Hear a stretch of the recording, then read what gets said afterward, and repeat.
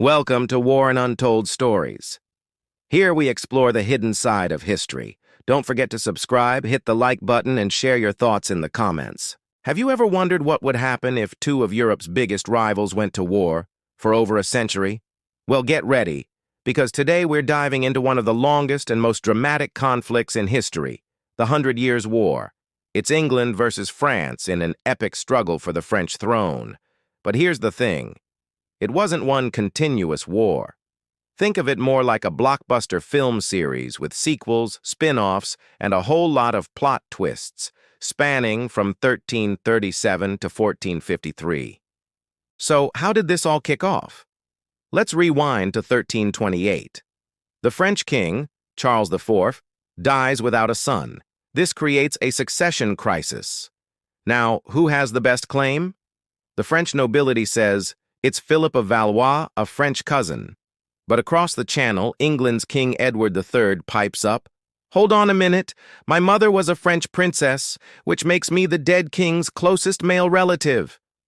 The French, not too keen on having an English king, invoke an old law, basically saying the crown can't pass through a female line. And just like that, Philip VI is crowned, and Edward III is not pleased. For a while, things are tense but quiet.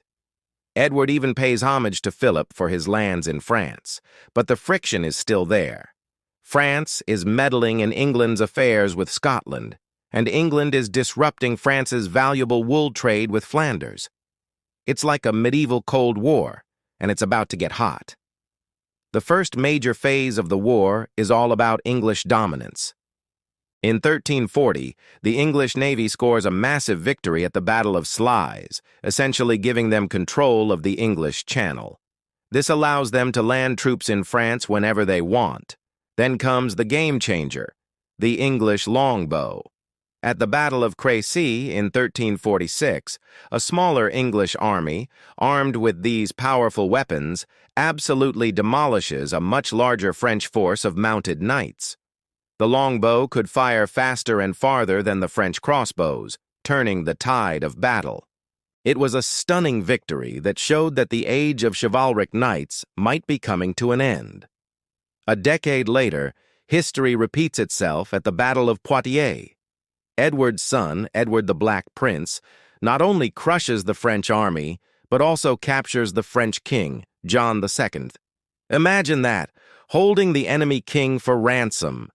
This was a massive humiliation for France and led to the Treaty of Bretigny in 1360. England gained a huge chunk of French territory, and it seemed like the war was over. Spoiler alert, it wasn't. The French weren't just going to roll over. A new, savvy king, Charles V, takes the throne. Alongside his brilliant general, Bertrand du Guesclin, he changes tactics. Instead of facing the English in big open battles where the longbows dominate, they start using guerrilla warfare. They launch surprise raids, wear down English garrisons, and slowly but surely start taking back their land. By the time Edward III dies, England has lost almost everything they had gained. Round one goes to France by a comeback knockout. But then, things get messy. Internally. Both kingdoms fall into turmoil. England has a child king, Richard II, who faces the massive peasants' revolt. France has a king, Charles VI, who suffers from bouts of madness, leading to a brutal civil war between two factions of nobles, the Armagnacs and the Burgundians. Seeing France tear itself apart, a new English king, the ambitious Henry V, sees his chance. He reignites the war, claiming he's the rightful king of France. In 1415, he lands in France and marches his exhausted, sick army toward the port of Calais. The French assemble a massive army to block his path near a little village called Agincourt.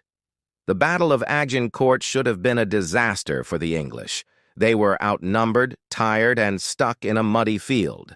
But that mud became their greatest ally. The heavily armored French knights got bogged down, becoming easy targets for the English longbowmen. The result was a catastrophic defeat for France and a legendary victory for Henry V. It was even more stunning than Crécy. Henry V follows up this victory with brilliant diplomacy. He allies with the Burgundians, the ones fighting the French crown, and together they conquer northern France. In 1420, the unbelievable happens. The Treaty of Troyes is signed, which disinherits the French heir, the Dauphin Charles, and names Henry V and his future sons as the heirs to the French throne. Henry even marries the French king's daughter to seal the deal. It looked like England had finally won the 100 Years' War, but fate had other plans. Just 2 years later, Henry V, the great conqueror, dies suddenly from dysentery.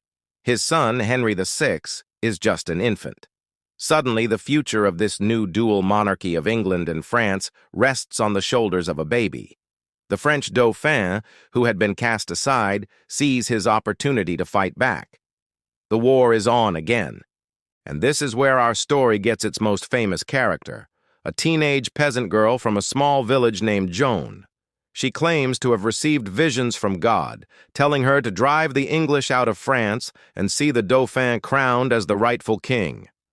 At this point, the French are desperate. Their forces are demoralized. The English are laying siege to the strategic city of Orléans, and if it falls, the whole French cause might collapse. So they take a chance on this young girl. Joan of Arc arrives at the siege, and her presence is electrifying. She inspires the French troops with her unwavering faith and courage. In just 9 days, the siege is broken. The English are forced to retreat. It's a turning point, both militarily and psychologically. Riding this wave of momentum, Joan persuades the Dauphin to march to the city of Reims, the traditional site of French coronations. They fight their way through enemy territory, and in 1429, the Dauphin is crowned King Charles VII. This act legitimizes his claim and galvanizes French national identity. Joan's story, however, ends in tragedy. She is captured by the Burgundians, sold to the English, put on trial for heresy, and burned at the stake in 1431. She was only 19 years old, but her martyrdom had the opposite effect of what the English intended. She became a symbol of French resistance and a national hero. Inspired by Joan's legacy, the French war effort gains incredible momentum. King Charles VII proves to be a capable leader. He modernizes his army, especially his artillery, and makes peace with the powerful Duke of Burgundy, uniting France against the English for the first time in decades. One by one, the French recapture their cities. Paris falls back into French hands. The English, facing their own political problems back home with a weak king, are constantly on the defensive. They are losing ground, money, and the will to fight. The final nail in the coffin comes in 1453 at the Battle of Castillon.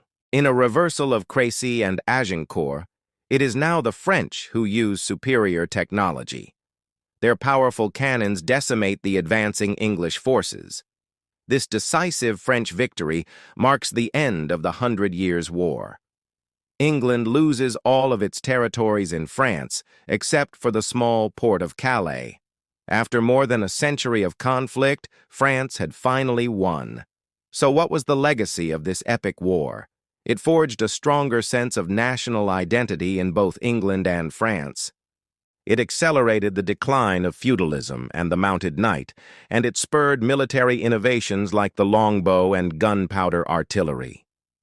England, pushed off the continent, turned its focus to becoming a naval power. And France, now unified, was on its way to becoming a centralized, powerful state. It was a brutal century-long struggle that shaped the destinies of two nations and redrew the map of Europe forever. Thanks so much for watching. If you enjoyed this whirlwind tour through history, don't forget to hit that like button, subscribe to the channel, and ring the bell so you don't miss our next adventure. See you in the next video.